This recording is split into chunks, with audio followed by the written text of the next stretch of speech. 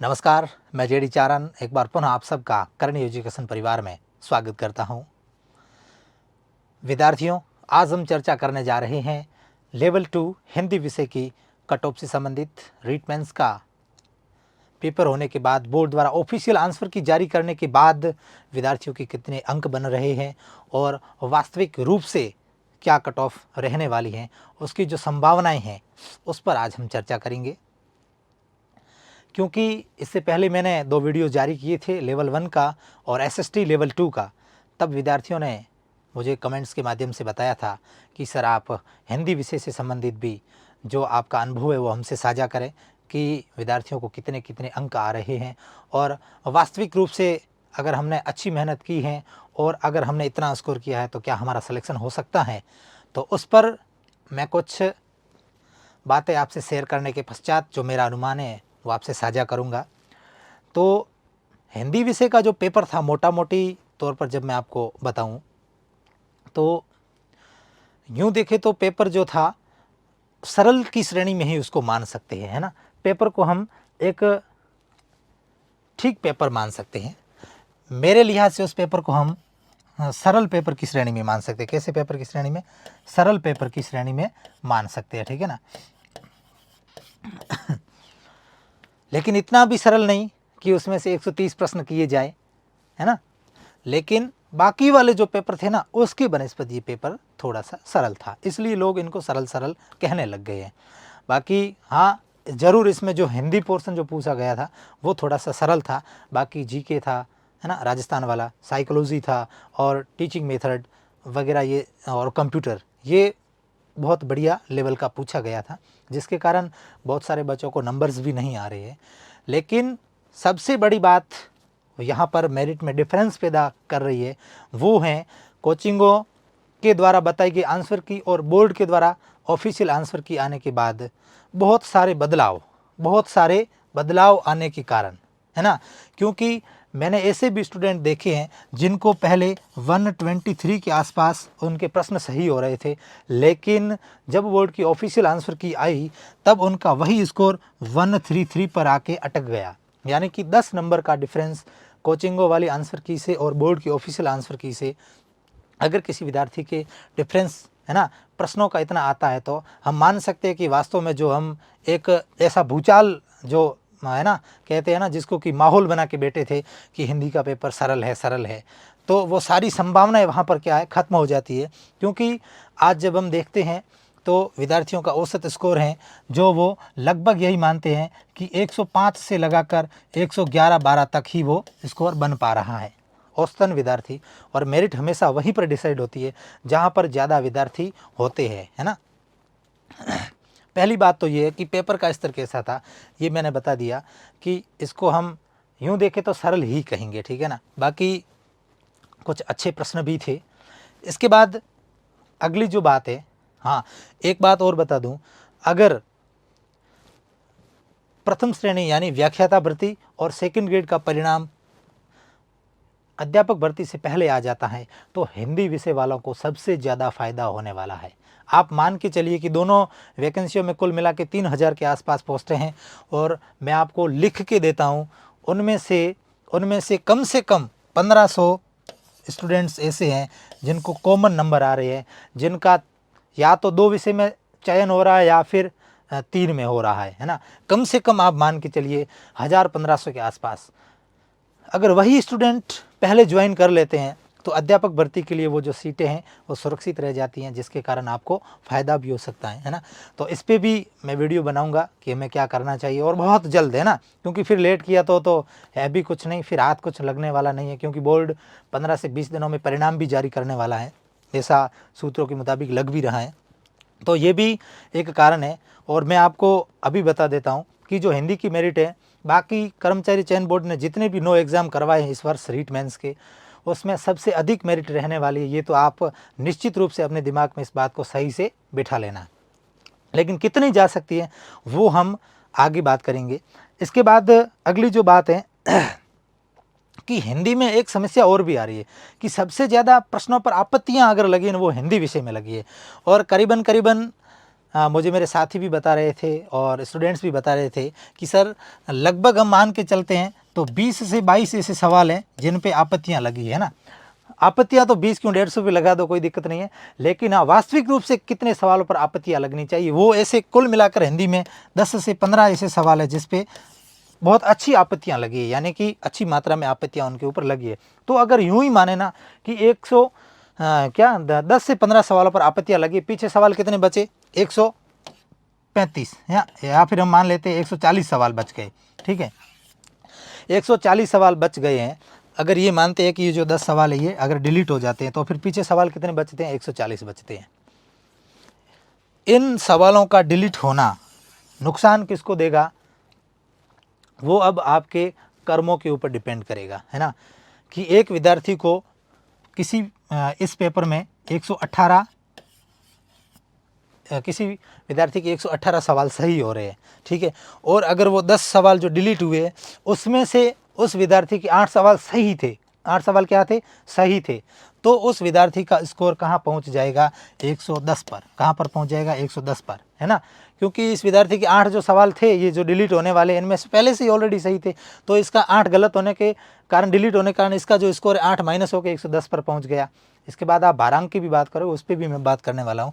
और एक ऐसा विद्यार्थी था जिसके 104 सवाल सही हो रहे थे, कितने हो रहे थे 104 सवाल सही हो रहे थे, है ना, लेकिन ये जो 10 सवाल डिलीट हुए हैं, ये जो 10 सवाल डिलीट हुए हैं इन 10 सवालों में से उस विद्यार्थी के वो 10 के 10 गलत थे, कितने गलत थे 10 के 10 गलत थे, तो इसको बेनिफिट हुआ कि नहीं हुआ ये तो आप देखने वाले हो ना, इस विद्यार्थी को बेनिफिट हुआ कि नहीं हुआ।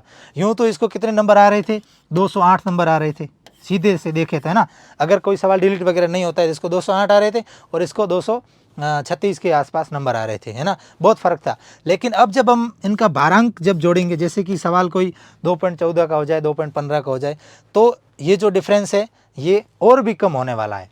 तो इस प्रकार से विद्यार्थियों को आगे नफ़ा नुकसान भी होने वाला है।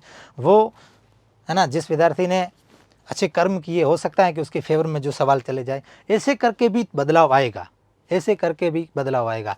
इसलिए मैं आपको पहले बता देता हूं कि आपत्तियों वाले जो भारी भरकम आपत्तियों वाले प्रश्न हैं, है ना, जैसे कि एरिया वाला प्रश्न हो गया, दातार सिंह वाला प्रश्न हो गया, इस प्रकार के प्रश्न, जैसे कि जयपुर कोटा वाला एक प्रश्न घूम रहा है, ऐसे प्रश्न है उनको न जोड़ते हुए, है ना, उनको शामिल अगर आप नहीं करोगे और उसके बाद आपका स्कोर है जो अब हम चर्चा करने जा रहे हैं, अगर इतना बच रहा है तो निश्चित रूप से आप चयन की दौड़ में हैं। तो जहाँ तक मैंने माना है और पाया है और विश्लेषण भी किया है, पोल भी करवाए हैं, उन सभी में और मेरी बात भी हुई है, आसपास में हम जब जाते हैं तो लाइब्रेरीज़ वगैरह में अच्छी तैयारी करने वाले लोग जब अंक शेयर करते हैं और आसपास से पता लगता है, उसके बाद हम ये अनुमान लगा पाते हैं कि जनरल कैटेगरी में अगर हिंदी विषय में मेरे अनुसार कोई विद्यार्थी अगर 225 अंक से 227 अंक तक प्राप्त करता है, आपको लग रहा होगा कि सर ज़्यादा मेरिट बता रहे हैं, है ना, लेकिन आप मान के चलिए क्योंकि प्रश्न डिलीट निश्चित रूप से होंगे, 5 से 6% हिंदी विषय में जाने वाले हैं, इसलिए बाद में जो मेरिट में है उतार चढ़ाव आएगा। ये जब फाइनल आंसर की आएगी उसमें अगर आपके इतने होते हैं तो आपका चयन सुनिश्चित है। 225 से 227 यानी कि मैं प्रश्नों की बात करूं तो 113 प्रश्न जनरल कैटेगरी में जिस विद्यार्थी के काट पीट के आपत्तियों वाले प्रश्नों को न जोड़ते हुए बच रहे हैं तो निश्चित रूप से उस विद्यार्थी का चयन होने के 100% आसार हैं। ये जनरल कैटेगरी की मैं बात कर रहा हूँ यहाँ पर। इसके बाद ईडब्ल्यूएस में जो अंतर हैं वो हर वर्ष की भांति इस वर्ष भी रहेगा, लेकिन इतना ज़्यादा नहीं रहेगा क्योंकि पिछले वर्ष यूँ देखें तो जो हम अनुमान लगाएंगे वो मेरिट ऐसे जो लेवल फर्स्ट की थी ना उसके अनुसार हम चलेंगे, क्योंकि लेवल 2 के एग्ज़ाम भी नहीं हुए थे, वो रद्द कर दिया गया था। तो मेरा अनुमान यहाँ पर ये है कि जिस भी विद्यार्थी के ईडब्ल्यूएस में 222 से लगाकर 224 अंक हैं उस विद्यार्थी का चयन निश्चित रूप से ईडब्ल्यूएस में हो सकता है कि 220 तक भी उसका चयन हो जाए, है ना, यानी कि उसके 111 सवाल, कितने 111 सवाल अगर उस विद्यार्थी के सही है तो उसका चयन निश्चित रूप से हो जाएगा ईडब्ल्यूएस में। इसके बाद कल मेरे को और भी कमेंट्स प्राप्त हुए थे कि आप एमबीसी की भी जो मेरिट है वो बताने का कष्ट करें। तो मैं यहाँ पर आपको बता देता हूँ, एमबीसी कैटेगरी से जो भी विद्यार्थी हैं उनके लिए मैं पहले बता देता हूँ कि अगर आपके एमबीसी में 109 प्रश्न हिंदी में, 109, 108 के आसपास अगर आपके प्रश्न सही हो रहे हैं तो आपका हिंदी विषय में जो चयन है वो निश्चित रूप से हो जाएगा। 108-9 के आसपास अगर आपका स्कोर है, इवन 7 भी कह सकते हैं ना, कितने कह सकते हैं, 7 भी कह सकते हैं। 107 से 109 तक एमबीसी कैटेगरी में आपका चयन निश्चित रूप से आप उसको मान सकते हैं।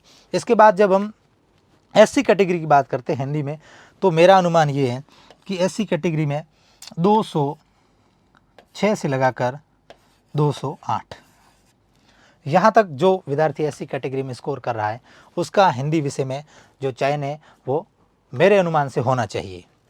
इसके बाद जब एसटी कैटेगरी की बात करते हैं तो वही स्कोर जाके यानी कि 202 से, है ना, 202 से 204, क्योंकि माइनर डिफरेंस ही रहने वाला है, एससी और एसटी में ज़्यादा डिफरेंस नहीं रहने वाला है।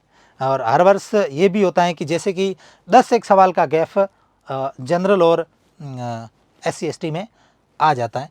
तो यहाँ पर आप देख लीजिए 113 सवाल है और यहाँ पर 101, यानी कि 10-11 सवालों का वैसे भी डिफरेंस रहता ही उनमें। अब बात करते हैं ओबीसी की, है ना। अब आपको लगेगा कि ओबीसी की मेरिट सर है जो वो जनरल के बराबर बता रहे हैं, लेकिन आप मान के चलिए इस वर्ष हिंदी विषय में जनरल और ओबीसी में केवल और केवल 1 या 1.5 प्रश्न का ही अंतर रहने वाला है, क्योंकि सबसे ज़्यादा कंपटीशन इस वर्ग में है। इसलिए आपको ये लगेगा कि मुझे ये बात, आपको ये बात हो सकता है इस बात से आप सहमत नहीं हो, लेकिन मैं ये मान के बैठा हूँ जिस विद्यार्थी के 224 से लगाकर यही 225 के आसपास अगर किसी विद्यार्थी के अंक, यानी कि 112 प्रश्न, कितने, 112 प्रश्न काट पीट के ओबीसी कैटेगरी से किसी विद्यार्थी के हो रहे हैं, तो निश्चित रूप से जहाँ तक मेरा आइडिया है कि उसका चयन होने का जो आसार है वो बहुत ज़्यादा है।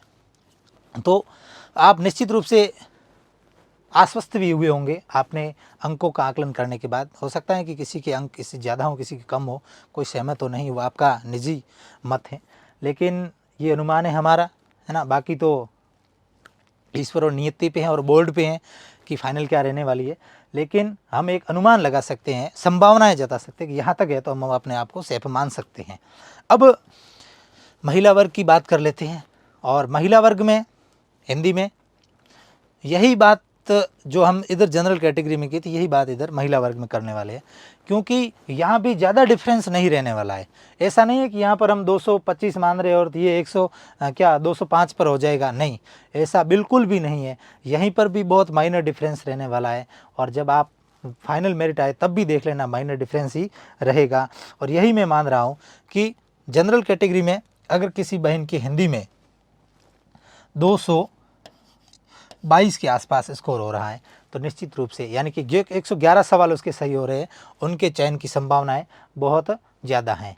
ये 222 फिक्स मैंने जो लिखा है यही नहीं रहेगी, ऐसा नहीं है, 2 ऊपर नीचे हो सकती है, लेकिन मैंने ये लिख दिया यहाँ पर, ठीक है। इसके बाद यही जो हम EWS की बात करते हैं तो यही मेरिट 218 के आसपास रहने वाली है। फिर यही जब हम MBC की बात करते हैं तो कितने पर पहुँच जाएगी, 107, यानी 214 पे MBC की, है ना, महिला वर्ग में, है ना। तो फीमेल में कितनी हम कह देते हैं, 105 प्रश्न, कितने, 105 प्रश्न कह सकते हैं MBC फीमेल। और SC में यही 200, कितने, 200 अंक, यानी कि 100 प्रश्न SC कैटेगरी में महिला वर्ग में किसी के हो रहे तो निश्चित रूप से चयन की पूरी उम्मीद है। इसके बाद ST में वही 195, कितने, 195। और OBC वर्ग में यहाँ पर जो है ना, ये आपको मान के चलना पड़ेगा कि 220, यानी कि 110 प्रश्न तो आपको महिला वर्ग में OBC में सही करने ही करने हैं, उसके पश्चात आपका चयन। ये जो मेरे द्वारा मेरिट बताई जा रही है, ये फाइनल आंसर की जो होगी ना बोर्ड की, उसके अनुसार अगर आपके इतने नंबर बन रहे हैं तो आपका चयन है। अन्यथा आप इस आंसर की में भी बदलाव होगा, ये भी है ना, कम से कम 6 से 7 प्रश्न हैं जो डिलीट होंगे या फिर उनके उत्तर चेंज होंगे। ज़्यादा तो उत्तर चेंज नहीं होंगे, 1-2 हो सकते हैं, बाकी डिलीट होने की संभावना है, तो फिर वो अंतर पैदा करेंगे, है ना। उसके बाद आपके इतने बच रहे हैं ना। ये मैं 113 यहाँ पर भी लिख देता हूँ एक बार, कितने, 113। तो 113 अधिकतम है, इससे नीचे ही रहेगी, है ना, मैंने खींच के बताई है आपको, इससे नीचे ही रहने वाली है, अधिक नहीं रहेगी, ये आप मान के चलिए। तो निश्चित रूप से जो मेरा अनुमान है आपको ये अपने अंकों को मिलाने के बाद जो भी है आप सहमत असहमत हैं तो आप अपने कमेंट के माध्यम से मुझे बता सकते हैं और अपने नंबर जो है आपको कितने अंक आ रहे हैं वो हमें ज़रूर कमेंट बॉक्स में शेयर करिए ताकि हम और भी आगे अनुमान लगा सकें। आपत्तियों वाले कौन से प्रश्न हैं उनका किस प्रकार से बोर्ड जो है वो निपटारा करके और आगे फाइनल मेरिट को जारी करता है उस पर भी बात करेंगे। आगामी जो रिज़ल्ट आने के पश्चात क्या क्या डॉक्यूमेंट चाहिए उनके ऊपर भी हम बात करेंगे। इस प्रकार से आगे इसी चैनल पे आपको राजस्थान की संपूर्ण हिस्ट्री, राजस्थान के इतिहास से संबंधित और राजस्थान की कला संस्कृति से संबंधित और भारतीय इतिहास से संबंधित और हिंदी विषय से संबंधित आपको उपयोगी जानकारी इस YouTube चैनल के माध्यम से मिलेगी। ओल्ड प्रश्न पत्र की हम एक सीरीज भी शुरू करने जाएंगे। उसके साथ साथ कॉम्पिटिटिव एग्ज़ाम के लिए बहुत सारी रणनीतियाँ किस प्रकार से तैयारी करें, पुस्तकों की सूची, वैकेंसियों में क्या क्या योग्यताएं चाहिए, उनसे संबंधित तमाम जानकारियों के लिए हमारे YouTube चैनल करणी एजुकेशन को सब्सक्राइब अवश्य करें और पास आए जो घंटी का बेल आइकन है उसको अवश्य दबाएं ताकि समय समय पर आपको ऐसी जानकारियाँ मिलती रहे। और निश्चित रूप से आपने मुझे इतनी देर तक सुना है तो आपको ये वीडियो पसंद भी आया होगा, इसलिए लाइक शेयर और सब्सक्राइब करना ना भूलें। आपका बहुत बहुत धन्यवाद।